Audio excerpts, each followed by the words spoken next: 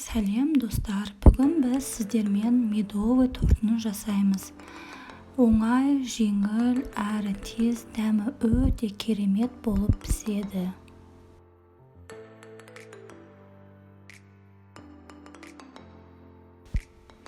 Алдымен 2 ас қасық бал қосамыз.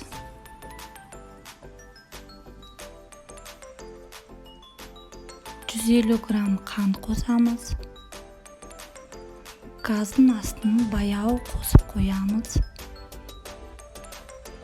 Және де 150 грамм маргарин қосамыз.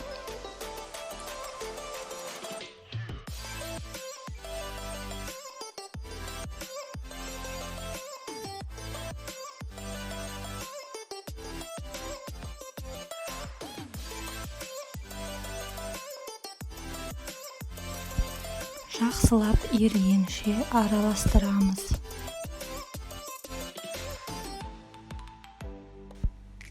Ерігеннен кейін үстіне кішкентай қасықпен ас содасын қосамыз.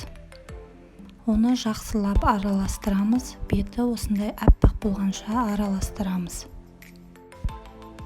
Келесі қоспамыз бізде 3 жұмыртқа.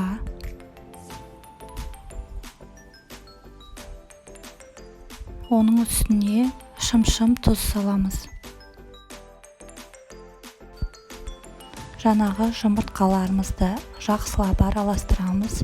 Үстіне газда еріген қоспамызды қосамыз. Әбден жақсылап араластырып, үстіне 270 грамм ұн саламыз. Илегіштен өткіземіз міндетті түрде. Оны барлығын жақсылап араластырамыз. Міне біздің қоспамыз дайын болды.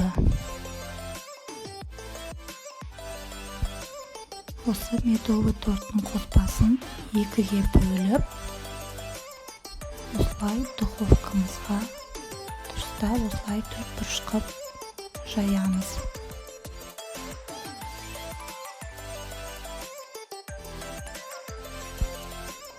Духовкада 180 градуста пісіреміз. Және де өстіп суытып аламыз дайын болған медовигімізді.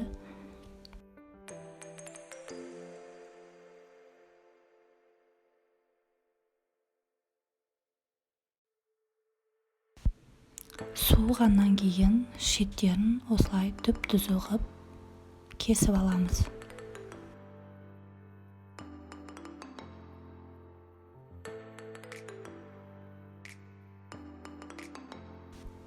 Жылы суға кішкентай қасықпен қант қосып пропитка жасайсыздар.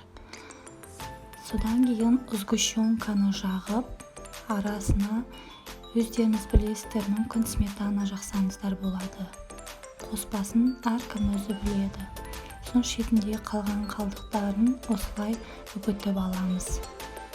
Міне осындай біздің әдемі медовый тортымыз шықты.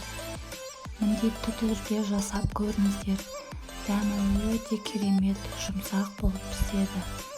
Видеоны соңына дейін қарағандарыңызға үлкен рахмет.